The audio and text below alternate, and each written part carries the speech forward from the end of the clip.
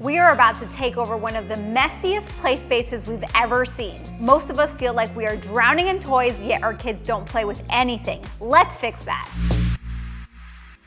I'm so excited. I can't believe the day is finally here. We're starting with our first play space.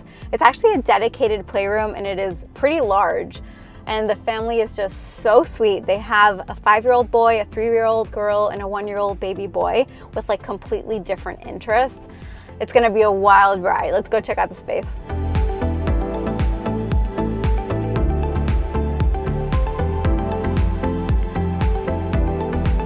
This is an incredible room. Welcome to Functional Play Spaces. Today, we're starting off with the dream space. It is large. Any family would want this. But just because it's large does not mean that it's functional. Let's take a deep dive into each section of the space. Whether you believe you have limited or too much space, clutter can overwhelm. Every corner has a little bit of everything and you can't really see the toys clearly. Missing pieces, broken toys, and scattered supplies make it impossible for children to visualize play opportunities. I think we have all grabbed the random Tupperware container in hopes of keeping things more organized, and at the end of the day, it still looks like this. Like, come on! This is completely normal, honestly, with birthdays and grandparents and holidays, and then multiply by 3 kids, no wonder we end up like this. It just keeps piling and piling and piling, and at the end of the year, we're just drowning in toys. But the question is, how do we make this work? How do we make it practical throughout the year? I'm gonna show you how. The first step after reviewing your space is to define your categories. The easiest way to do this is by using notes and establishing collection areas. Give each category a physical space for you to bring toys into as you clear out the space.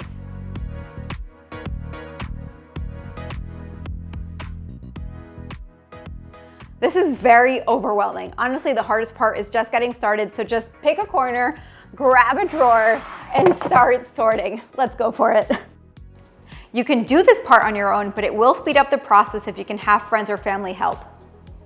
Another benefit of having support is to help with the tough decisions of letting go. I personally get emotionally attached to physical items, especially when it comes with my kids, so that decision is nearly impossible for me.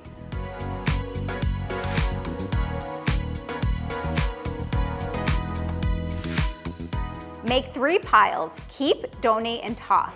Keep are the items that you categorize. Donate are items that you outgrow, don't use, or don't want.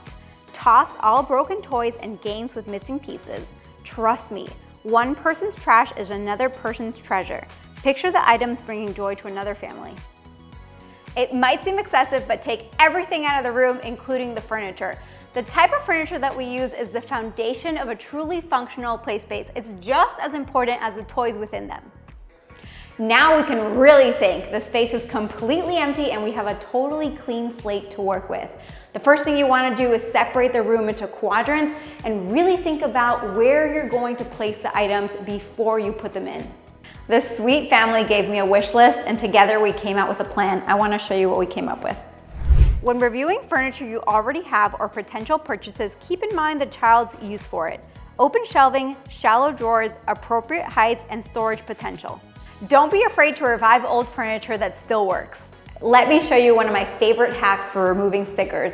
Kids love stickers, but they are the most annoying thing to remove. Use the hairdryer to warm up the sticker, then scrape it off easily. Now that we have a plan, let's bring the furniture in and install any new pieces.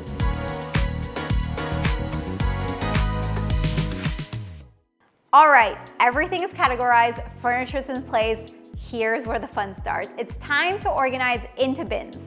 Less is more. You want to be able to see everything at first glance. The dress-up items go together, Legos on their own, magnetic tiles sorted by color and shape, so on and so forth. Imagine a child walking into a toy store. They want everything, even when they don't know what it is. I want to replicate that exact feeling at home. It just looks appealing. As I put things into place, I'm trying to see through the child's eyes. Can they see it? Can they reach it? Are all the pieces together? We are putting together the building blocks for independent play. Books can either collect dust in stacks or become an integral part of the play space. Make a book wall, place a book basket on the ground for younger kids, or even display some on a dish rack. All of these will entice little ones to grab a book instead of just walk by them. This little boy has a collection of toy cars. He knows them, names them, loves them. So we had to come up with a few storage solutions. Started off with clear bins for displaying nicely organized cars by type, then placed some in a storage case for his absolute favorites, and then finally a decorative display that added a fun touch to the room. Apart from the actual toy cars, there was an abundance of racetracks. We repurposed grocery bag storage holders to display and organize the track. It worked out so well. It can be really intimidating to leave out easily accessible art supplies. Trust me, I've had to remove every stain you can think of.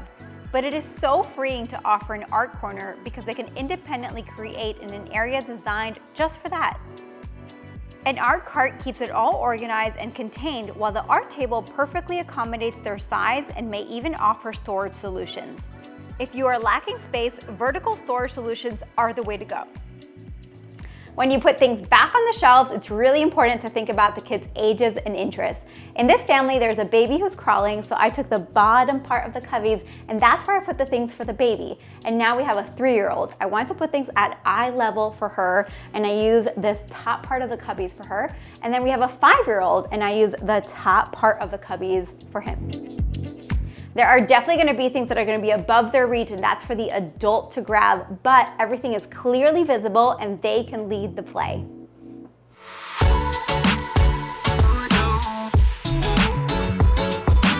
The best way to keep track of everything is by putting labels outside on the storage container as well as the bags on the inside, because when you open it up, you want to be able to identify everything at first glance. In this case, we know that the oldest child loves his toy cars and he has way too many, but we can't get rid of any. So we put some in storage, and once the family rotates the toys, he will feel like he has brand new cars without purchasing a single new one. The system that I've created for this family includes small toy cars on display there, some monster trucks over here, but also lots of them in storage. After a couple hard days of work, we finally have a functional play space that encourages independent play. I am so excited about these results. I mean, just look at it. Do you remember what this corner used to look like? You couldn't really see a single toy. Now everything has a home and a purpose, perfectly accommodating their ages, heights, and interests. We gave each section of the room a clear theme and even added an entirely new art corner. As this is a thoughtful play space, you want to put yourself in the mindset of the child. Literally crawl around, get yourself at your 3-year-old's level or your 5-year-old's level, and just look at the space. You will find a way.